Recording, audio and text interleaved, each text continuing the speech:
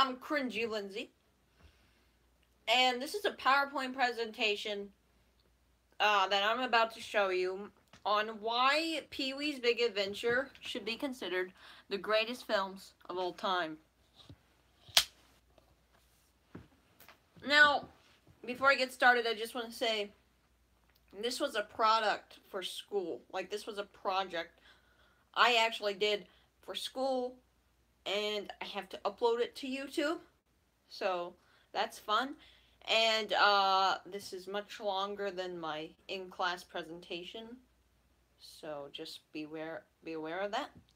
So I'm gonna get started. I want to turn off the lights here. My computer working. Okay. Hold on while I get the lights. Alright.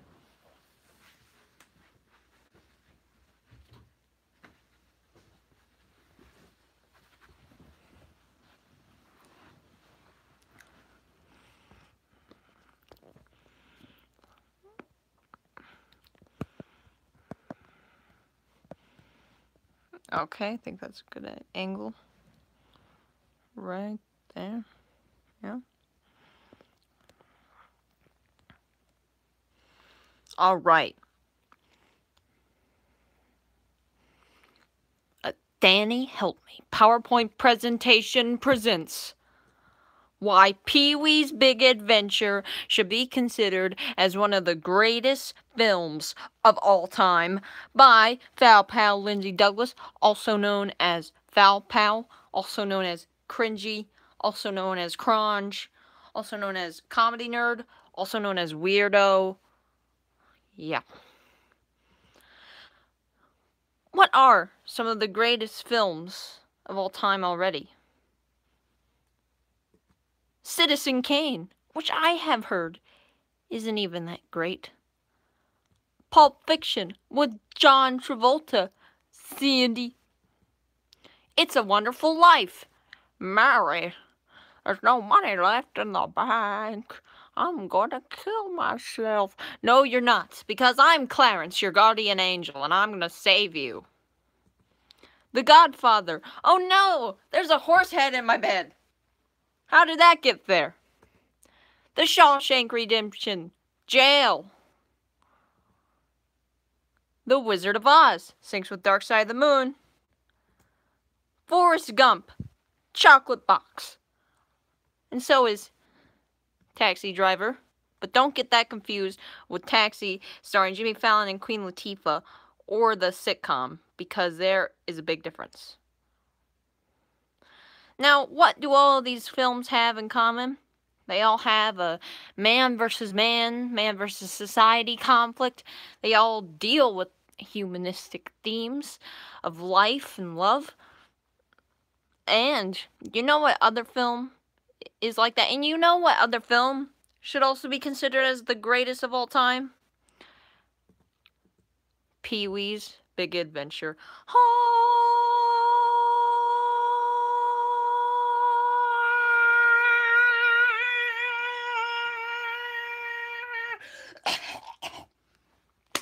It's true. These are the reasons why Pee-wee's Big Adventure should be considered one of the greatest films of all time. Here's why. It contains hidden messages of love and heartbreak. It embodies a lot of wisdom through symbolism. The film contains a lot of great humor. It syncs to Pink Floyd's Dark Side of the Moon. The film has a lot of great cameos and a great cast in general. The film has a strong protagonist like any great film should. I have personal theories of Pee-wee's Big Adventure. Danny Elfman's musical vision for the film is enchanting. The film is self-aware that it's a film. And the film is timeless, and that message is given in a very subtle way. Now, like I said, this film contains hidden messages of love and heartbreak. But first, let me tell you the plot of the film, because for those of you that haven't seen it, you should watch it, because I'm doing a PowerPoint on it, so obviously if I'm doing a PowerPoint on it, then you should watch it. Okay? Also, it's just a great film in general, like I'm presenting. Okay, The plot of the film is this. Pee-wee Herman must embark on a journey to find his stolen bike. Pee-wee is told by Madame Ruby that his bike is in the basement of the Alamo, so he ventures to there. While on his journey, friendships are made and strengthened as Pee-wee ventures out to retrieve his true love, his bike. Now, like I said, love. The messages of love this film conveys, there's so many messages. There's so many messages that this film conveys of love. Like, sometimes you should go after what you love. I'm not looking at you, scumbag Francis, you scumbag boy. Because Pee-wee goes after what makes him happy no matter what it takes or who he leaves behind on his hero's journey to search for his bike. This movie also teaches you that love can cause you to do extreme things. Pee-wee is blinded by his desires of the bike, causing him to do things he shouldn't do. Example, yelling at Dottie about the bike. Dottie, who just got rejected by Pee-wee. This just shows how if you love something you're not supposed to, then you will only have eyes for that thing. If you love something that you've lost, then you will only have eyes for that thing. And Pee-wee's sanity is dependent on his bike, and that's shown through this. And another message this film conveys through the Pee-wee and Dottie aspect is if someone tells you how they feel, whether it's a good or bad emotion, be nice about it. Pee-wee could have been a total jerk about everything and could have treated Dottie terribly, like some films and shows portray, but he didn't. He was simply honest and a gentleman about how Dottie felt, and he didn't get cocky. Right away, right off the bat, he said, "I'm a loner, Dottie, a rebel." And he made Dottie aware of this. Right away, he didn't sugarcoat it, he simply told her the truth. And I think we should all do that. We should all be honest about everything to everyone. Well, not some things. Because some people are bad. And they don't have nice opinions on people. But Pee-wee, he's a nice person. Alright, like I said, the symbolism of love was conveyed through the bike. And the basement of the Alamo represents our desires, fears, hopes, dreams, and toxic relationships we have with others. The basement of the Alamo is this false thing that Pee-wee is told your happiness is in that thing by Madame Ruby. So the basement of the Alamo is a false hope that Pee-wee holds on to in order to find his love. It represents human nature, how we as people hold on to false hopes, how we sometimes cling on to a reality that really isn't there to ease the pain and heartbreak of the real reality in which we live. It represents our fears because having fears can sometimes be a lie we tell ourselves. We tell ourselves we must fear a certain thing, but in reality we don't need to be fearful. We need to be fearless, like Pee-wee is. It represents relationships and friendships because sometimes when you're giving them your all, they're giving you their none. So why do we still associate with people who don't care about us? We hope things will get better, like Pee-wee did for his love, like we sometimes can for ours. Madame Ruby, and also this place is non-existent, keep in mind, but Pee-wee is unaware of that, like how we can sometimes be unaware, how we just blindly go for the goal in order to achieve possible happiness. So Madame Ruby predicts that Pee-wee's bike is in this non-existent place. This also symbolizes how we can sometimes find the answers for our desires and fears and relationships and friendships with others in things that aren't really there.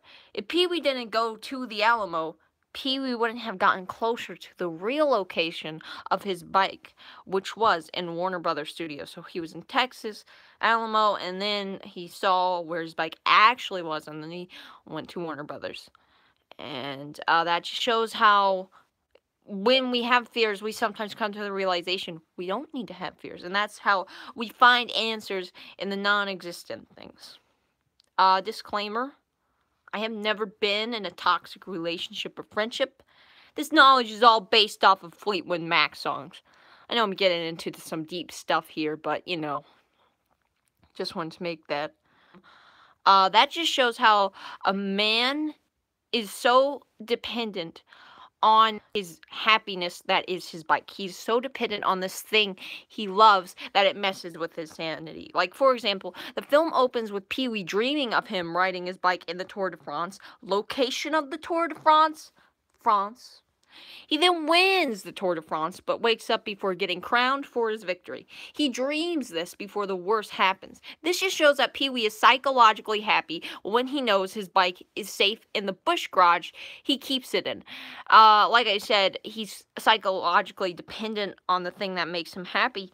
And he goes, and this just shows that at the beginning of the film, he's happy through his dreams.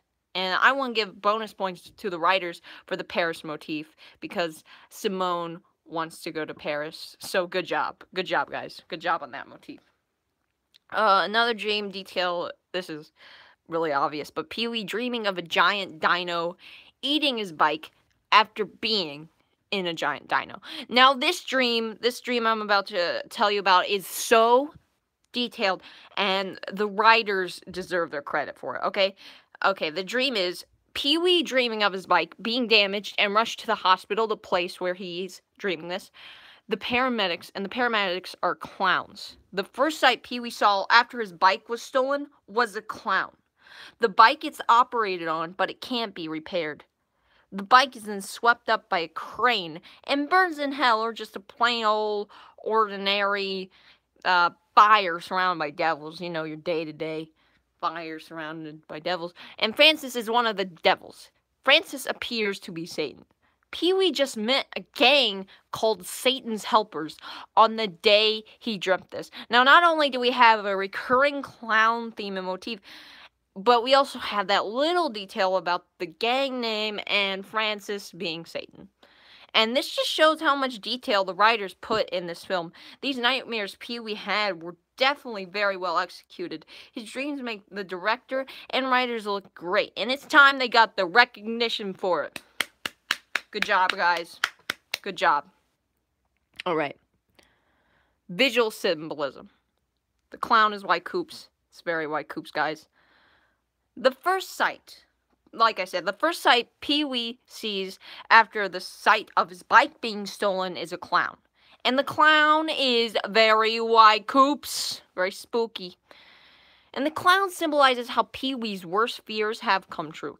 Let me put it this way. The clown is Pee-wee's worst nightmare becoming a reality, and Pee-wee is staring right at it with horror. Prior to staring at the face of his worst fears, Pee-wee changed his bike right up against that scary-looking, scary clown boy.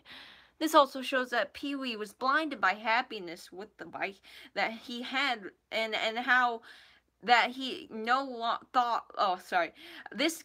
I'm stumbling. Pee-wee was blinded by happiness that he had his bike and that he gave no thought to the worst possibilities. So he was so happy he didn't think of the worst was yet to come.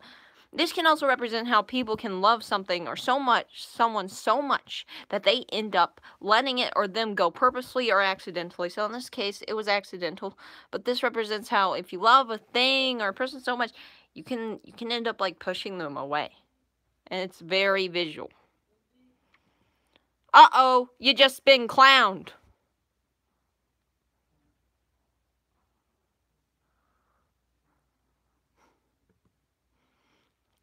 Alright, another reason why this film is so good is because it syncs with Pink Floyd's Dark Side of the Moon. Dark Side of the Moon is a 1973 prog rock album released by the band Pink Floyd. Dark Side of the Moon is about humanistic themes and society. Now, like I said, Dark Side of the Moon, we all know it most famously syncs well with Paul Blart Mall Cop 2 and The Wizard of Oz, but it also syncs with Pee-wee's Big Adventure.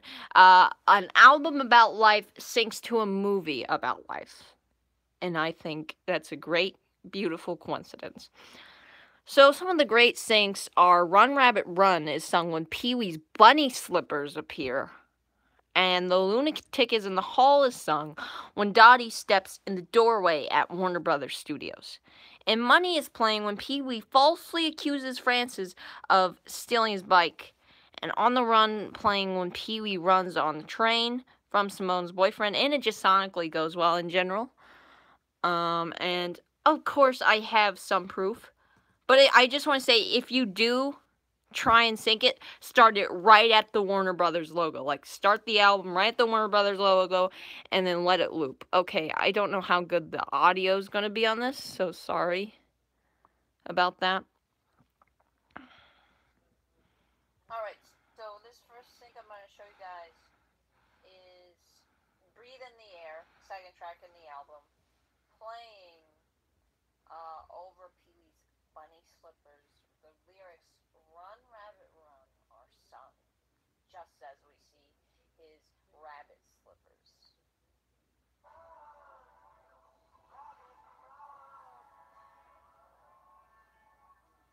Alright, this next sync is the third track in the album, On the Run, with The Breakfast Machine.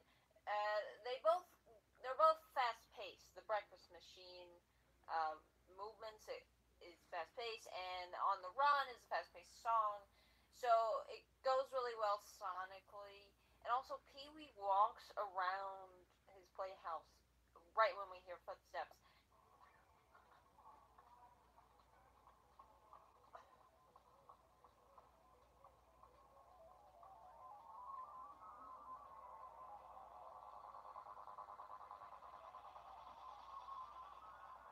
Alright, this last thing I want to show you guys is Pee-wee's tequila dance. He's dancing tequila, but Money's playing. He's singing with Dark Side of the Moon, and it still works. At first, it doesn't, but then it does. Like, there's just a few moves that are like, But, he does these moves that go with the saxophone, and then Pee-wee starts smashing glasses on the bar on the ground. He starts smashing glasses just when the guitar kicks in.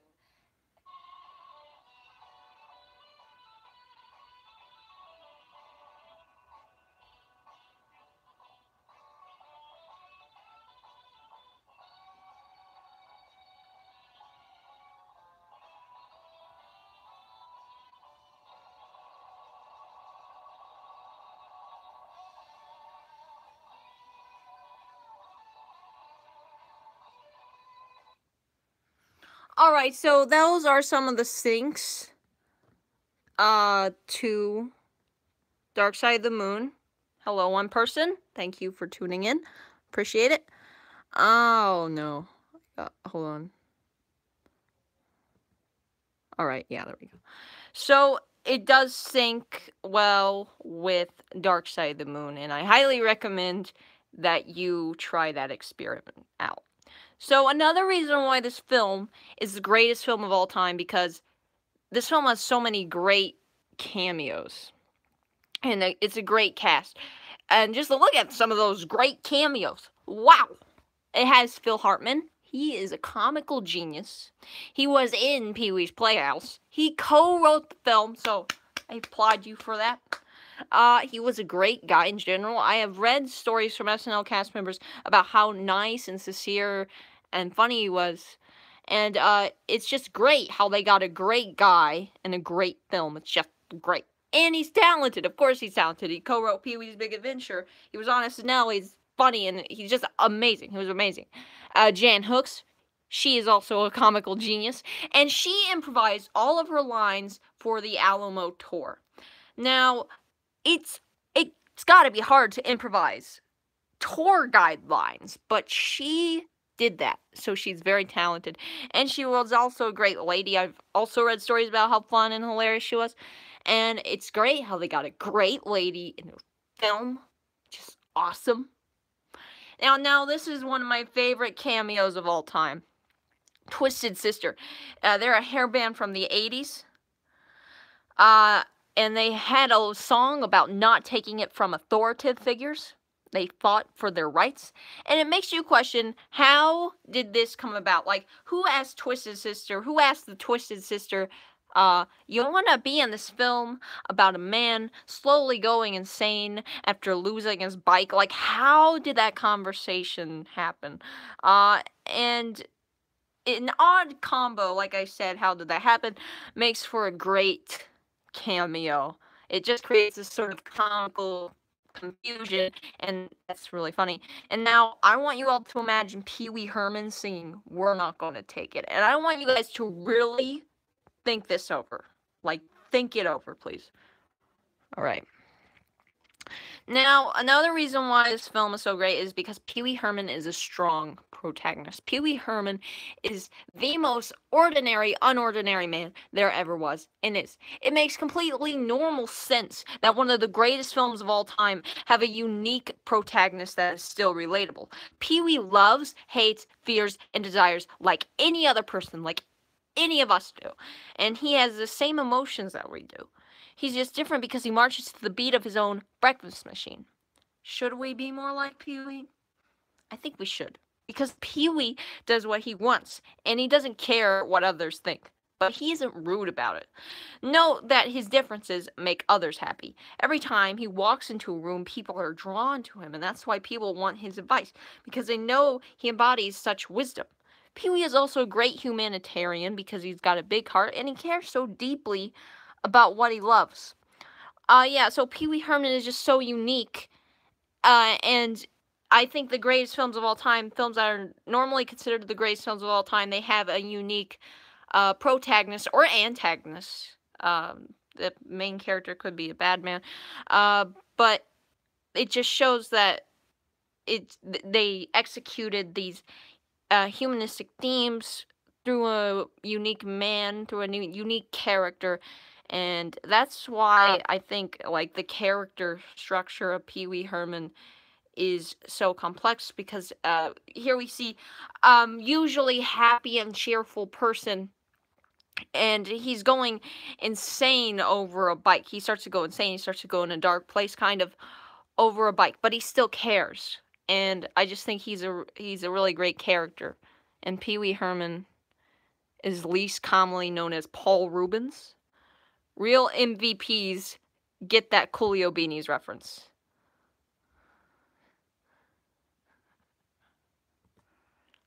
Okay, like I said, he's a great humanitarian. He saved animals from a burning animal shelter set. And what have you done today? The teachings of Pee Wee Herman, like I said, he's a great protagonist, and so a great protagonist, a great guy like Pee Wee, obviously would have some great lines in a movie, and he does. So I'm going to read them. I'm not going to do my Pee Wee voice because my throat is very dry. I have been talking for a while, okay? I'll try my Pee Wee voice. Okay. There's a lot of things you don't know about me. I'm sorry, I screwed that. There's a lot of things you don't know anything about, Dottie. Things you wouldn't understand. Things you couldn't understand. Things you shouldn't understand. You don't want to get mixed up with a guy like me. I'm a loner, Dottie. A rebel, and that just goes back to how he was honest to Dottie about his true feelings to her. And Pee-wee predicted an iconic Malcolm in the Middle quote. He said, "Life can be so unfair." And he understands the value of a memory. He goes, "Well, you take a picture, it'll last longer." And he also has teachings of following your dreams. Simone, this is your dream. You have to follow it. And also this reflects on Pee-wee because his dream is to find his bike, and he's doing that. And another great quote from Pee-wee, this is so deep. It's, "You can't wish and hope for something to come true. You have to make it happen." And that is just so deep. And if I said, who said this quote, Pee Wee Herman or Aristotle, you would be like, probably Pee Wee Herman because that's the weird choice? Yes, you're correct. So that was The More You Know from Pee Wee Herman. I have personal theories about the film. This doesn't really play into how it should be considered the greatest film of all time, but there are theories I have about the film, and I just want to share them. I have this theory that Dottie is Large Marge. After getting rejected by Pee Wee Herman as a romantic partner, she became too heartbroken and got rid of anything that reminded her of Pee Wee, including her own bike. Since she needed another mode of transportation, she then drove cars and died in a car wreck. She was then reincarnated into Large Marge and repeats the same night of the car crash. And another theory I have is that Pee-wee concussed himself when crashing and falling at the beginning of the film, and the movie was all a concussed fever dream Pee-wee had. I don't know if this theory could be true, because I rewatched that fall at the beginning of the film when he's trying to show off to those group of kids. And he doesn't bump his head, but I don't know how injuries work. I don't know my medical sciences, so I don't know if he could still get a head injury from that. But so that one might be fishy. But my large Marge theory, I am proud of. Also, just so you know, there is no Pee-wee in HR.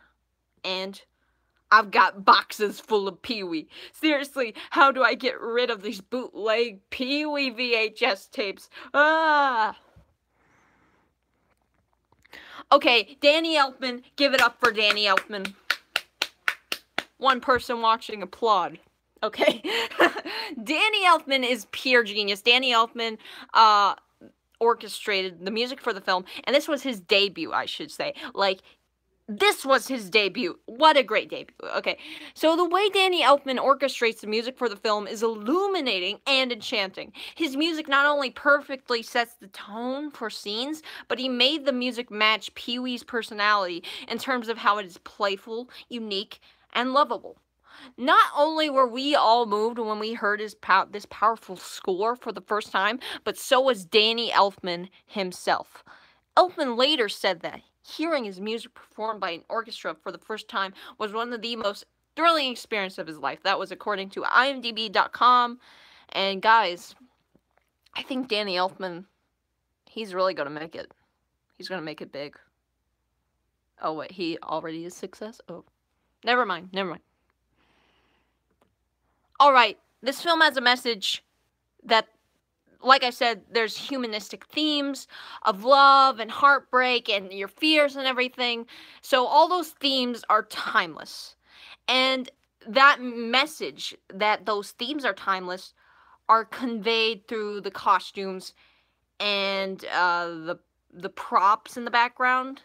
So if you watch the film, you will right away notice the decor and costumes and how they all seem to be from different time periods. For example, Francis's outfit, scumbag Francis.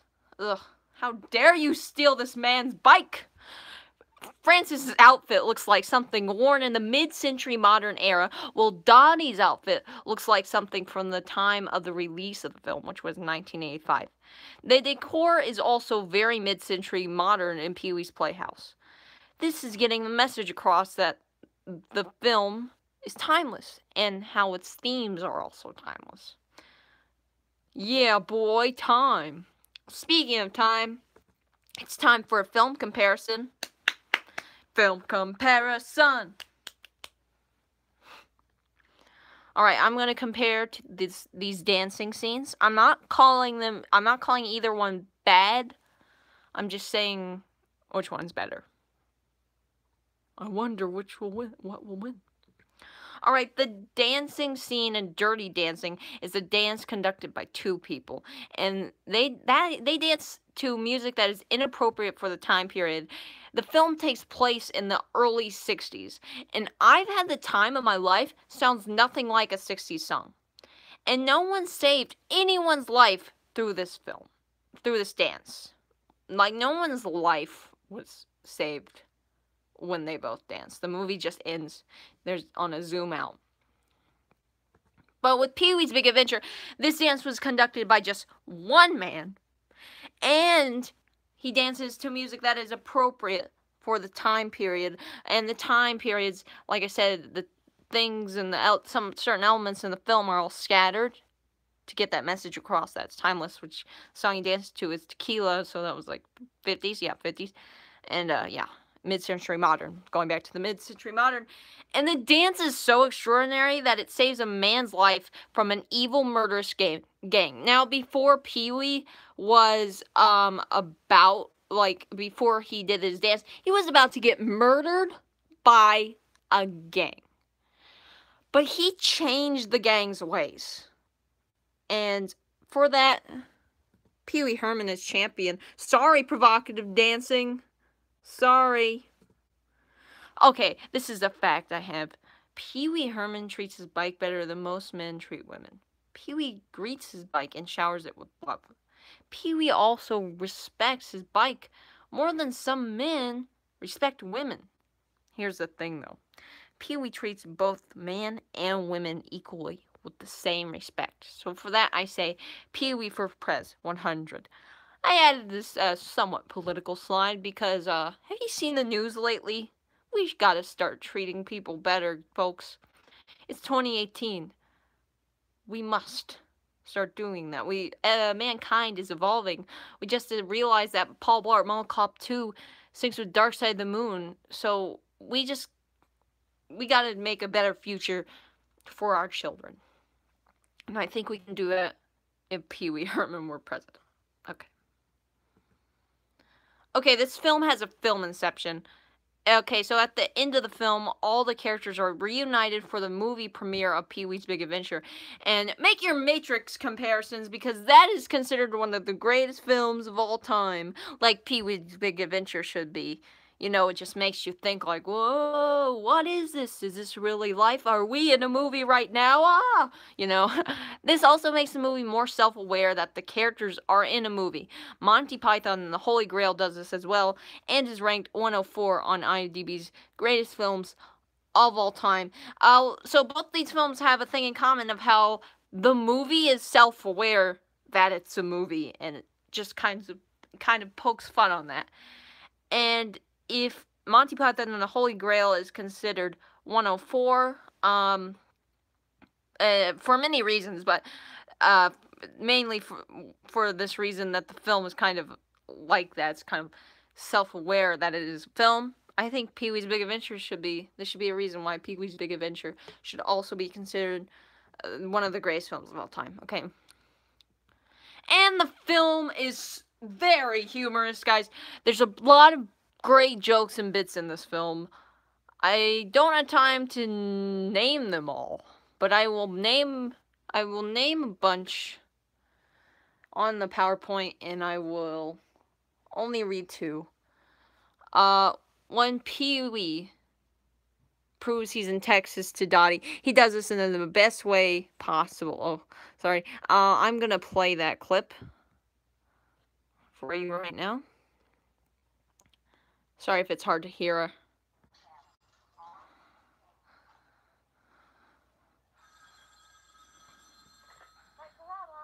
Hello, Dottie. It's me, Pee-wee. Well, where are you calling from? Where? Honest. Listen, I'll prove it. The stars at night, a big and bright. Wait, don't hang up. There's something I have to talk to you.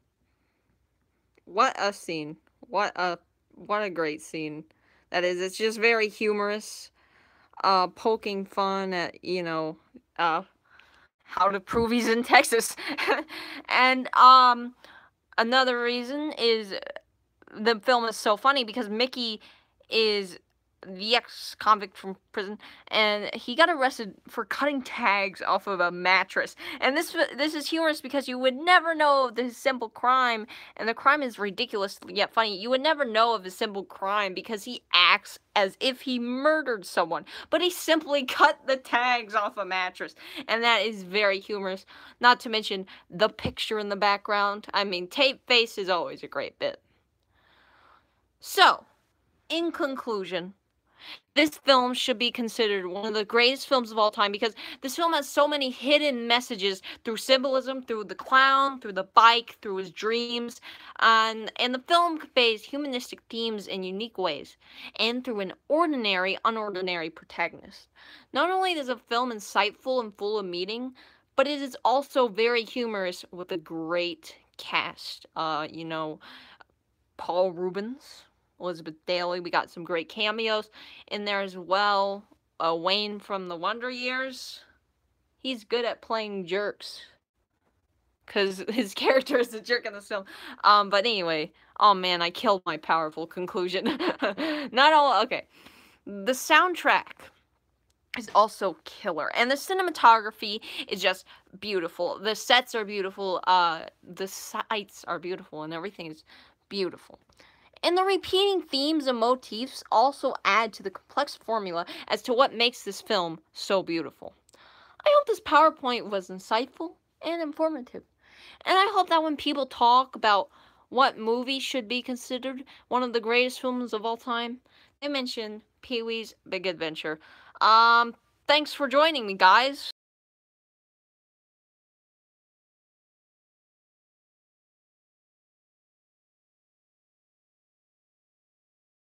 Yeah. Oh, I'm done. Goodbye.